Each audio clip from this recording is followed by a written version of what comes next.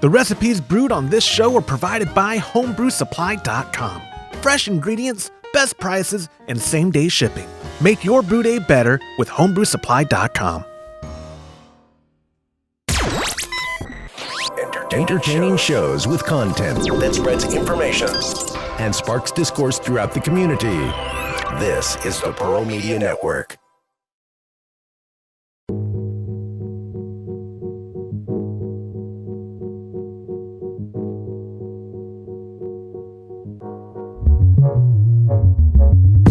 Hey there, welcome back to another episode of Recipe Recap. Oh my gosh, we're wearing the same clothes that we wore last week. This is so embarrassing. That's strange. And I'm kind of buzzed.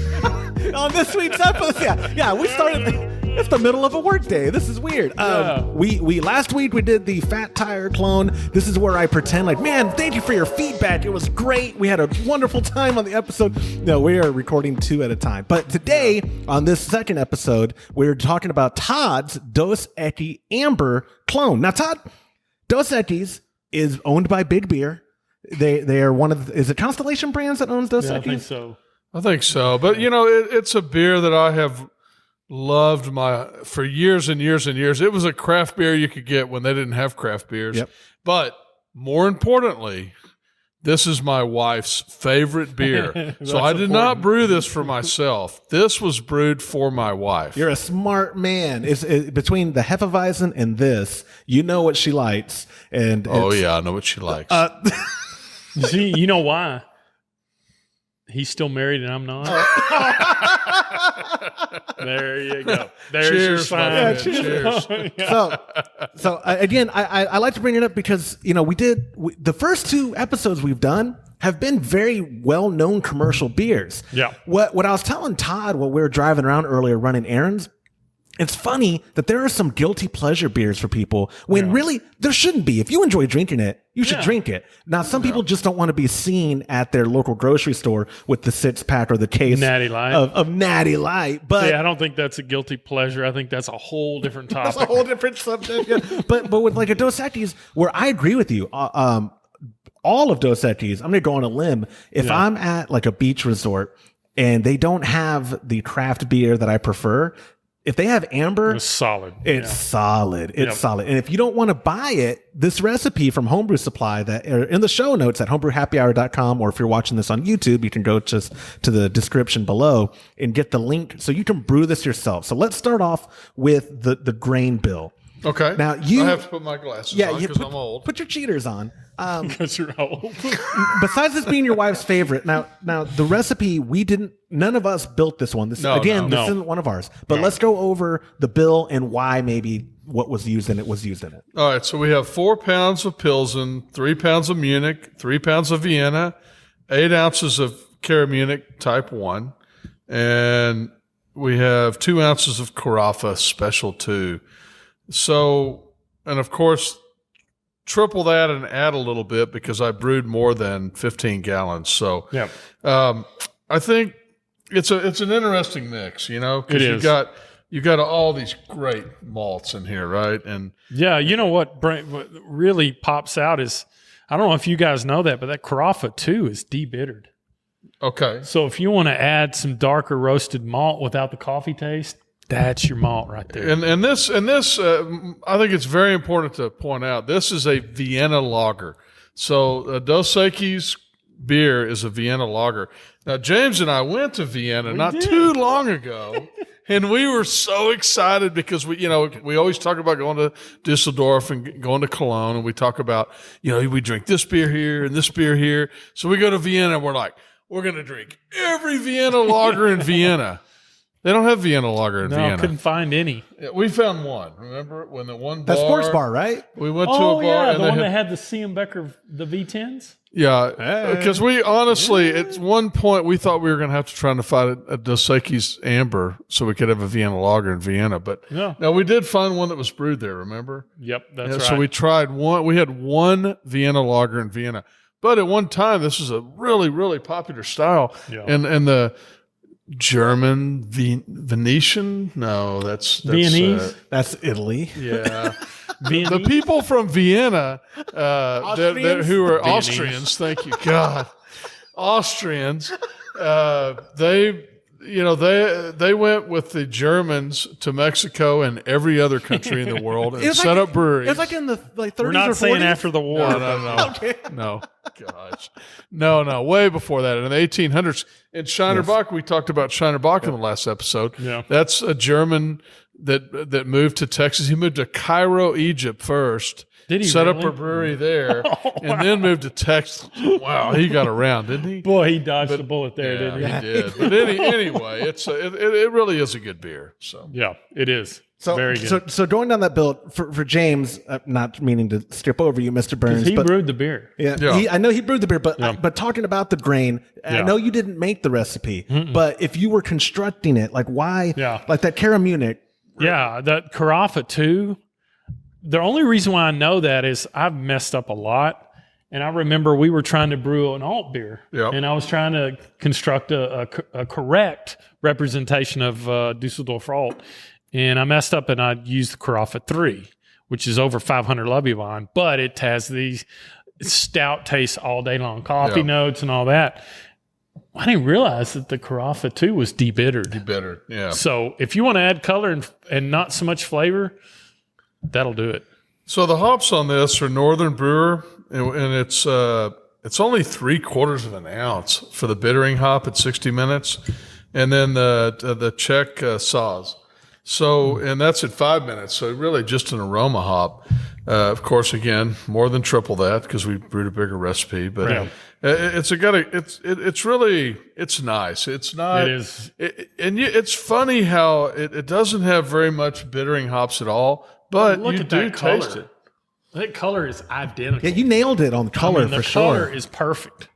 It's not crystal clear, but again, we really wanted to do this episode, so we may have taken it out of the fermenter about a week early. But it would have been. Yeah, So You got to understand that they spend lots of money to make this that clear. Well, and is this a This and didn't it's still take pretty any- damn yeah. clear. Look at that. James? Wow. This may be a dumb question. Is this a filtered beer at a commercial level? Oh, absolutely. Okay, I mean, I assumed it was. The reason why is the most important thing is they filter from the primary so nobody can get their hands on the yeast and propagate it.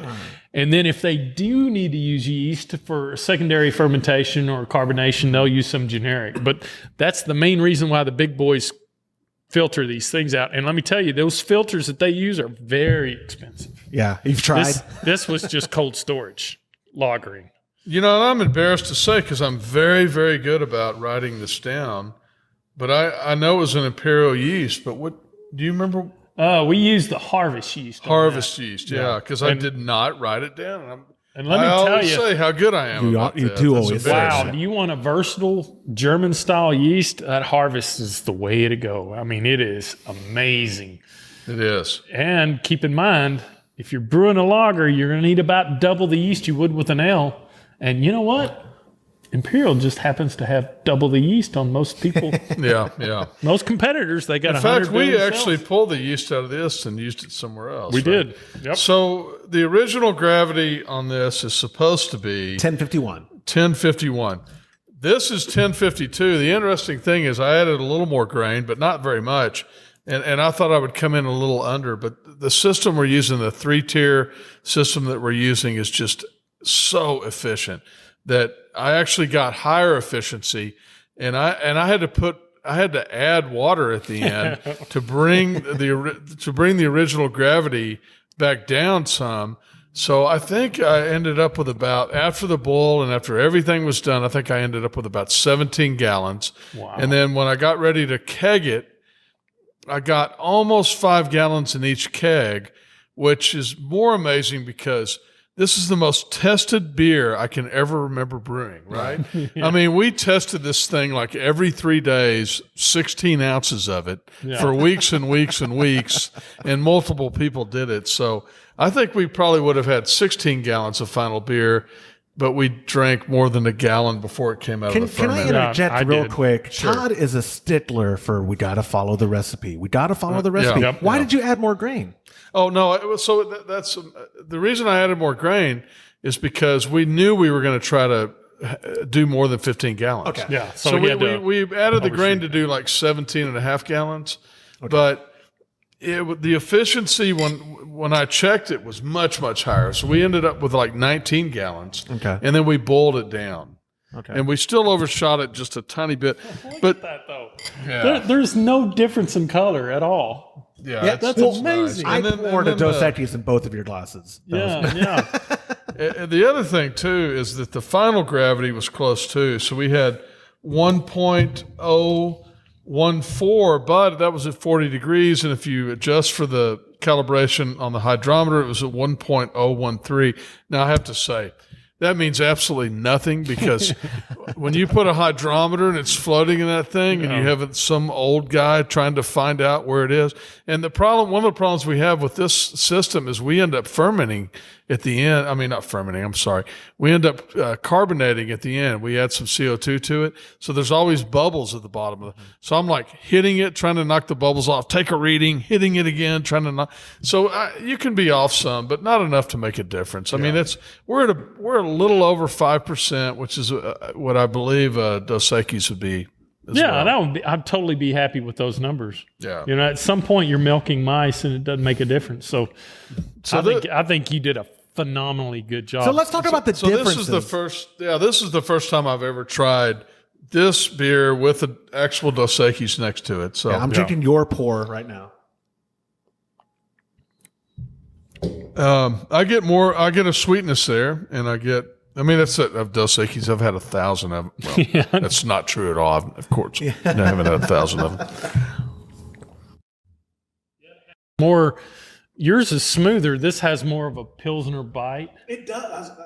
And that could be carbonation too. I was literally the going to say carbonic that. acid gives it that bite. I mean, it's funny because you mentioned earlier you thought this one was sweeter, but I feel like the Dos Equis is sweeter and this one's drier. What do you think? I don't know. I don't find that at all. I find yours to be a little bit drier, but in a good that's way. what I said. Yeah. Oh, pardon me. Yeah. Okay. I wasn't listening. So I found that the Dos Equis is sweeter and this one's There you drier. go. Yes. Yeah. But They're so close. It's hard for me They to. are very close. But like you said, You know what? I'm going to say this. I like Todd's better than the Dos Equis. I think it's a better tasting beer. And I brewed it, so this is very biased when I say I like it better too. But the reason is because I love dry beer. And this is a little drier. Your bite is preferred. I prefer that kind of subtle biscuit bite than like you said. That described it perfectly. A Pilsner bite. Yeah. Where it's not a bad thing. I hate to say this because of the two people here beside me, but it almost has a tiny bit of an alt bite to it. It does. Yeah, it no, really totally. does. It is. And there's a lot. You talk about California Common. Yep. It has more of an alt beer taste. It makes you wonder how much of that influenced the other styles. Right. And we can see it in even the Fat Tire. Right. I mean, it kind of has an alt beer taste. Right. This kind of has an alt beer taste. A California Common or a steam beer has. It's amazing how everything evolves into some other style. Right. Absolutely. I could be wrong. No. But not, and I know what you mean. I was going to make a joke like, and not in that sort of, well, they're all beer. No, I know what you mean. Like it has that you could tell they're cousins of. Yeah. And you know what? An alt beer always has Pilsen malt. It has Munich malt. Yep. It has a little bit of Vienna malt. Maybe that's what it is, but and that craft. That's a good I think beer. it'll be. I just brewed. I have beer over here. Well, I have to point. I know, but you can't talk without being in front of the mic. I have beer over here that I brewed last weekend, and it's ready. I mean, weekend before last, but this weekend I put it in the secondary, and it's starting to get ready. But it'll be interesting to taste this one because it's not a clone, but it's a very common style. So it's a pale ale. And don't forget, we got fest beer in the conical. I'm looking forward. So excited about the fest. I'm looking forward to drinking it. That one soon. Drinking it and discussing it. So we're gonna have to go. You're gonna have to go to Austin because we can't find it here, and you're gonna have to find an actual fest beer. Yeah. Well, why wouldn't I be able to? Oh yeah, they had it at. It's the season for it, right? Total Wine and More had it, right? Yeah, they had it a couple places. Oh, pardon me. Fest beer would be consumed in September.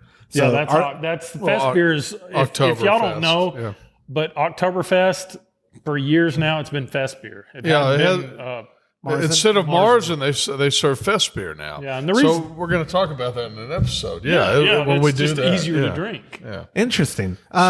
So wrapping it up, your brew day, you followed the instructions. Obviously, you scaled up. Yeah. There was no hiccups. I mean, you followed it to a T. Your numbers were on point. Besides, Well, we had a new controller on the system, so I had to get James to come over and help me with the controller. But it wasn't me. It was it was it was the controller itself. With the controller itself, and we fixed it. Yeah. We got it going, and after that, the brew day went really, really well. And again, the efficiency was a lot higher than I thought. The efficiency on this system is so good. I keep pointing over there, and you can't see it. But there's a 3-vessel Herms brewing system over there I'm pointing at. That James and it's made. so efficient. So And efficient. that controller is really cool. It's bad. So- It's badass. So I mean, you- you can do up to 9 step mashes.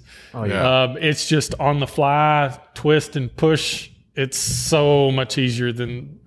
Anyway, that's a topic for another Hold day. it. Yeah. So We're working on something, just so you know. So you used the Imperial Harvest. Yep. What do you remember the temperature you did primary at? I mean, again, I just want to make sure you followed like. Yeah. I mean, absolutely. It was.